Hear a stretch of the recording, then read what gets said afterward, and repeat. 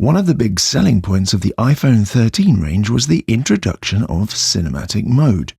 This uses the phone's LiDAR scanner to create a 3D map, which can then be used to fake the look of a camera using a long lens with a wide aperture, otherwise known as bokeh, or shallow depth of field.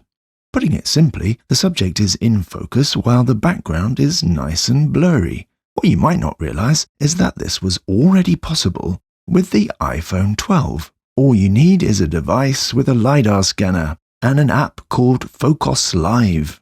Once you install the app, shoot some video with it. Make sure the LiDAR button is red, which means it's switched on.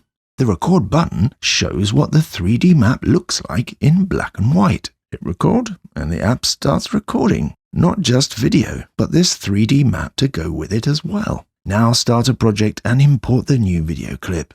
This is basically an editing app with clips on a timeline. Tap the clip and now you get a row of buttons at the bottom.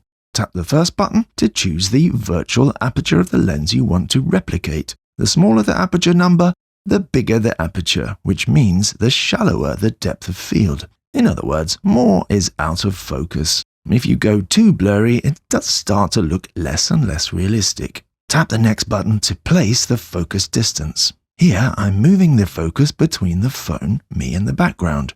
You can even set keyframes to create a focus pull, so that when you master the video, it will rack focus like a real camera. Other buttons allow you to change the shape of the bokeh or the brightness of the highlights.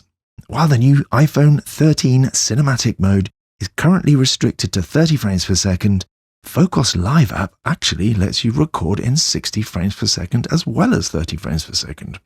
So iPhone 12 users, now you don't need to feel left out.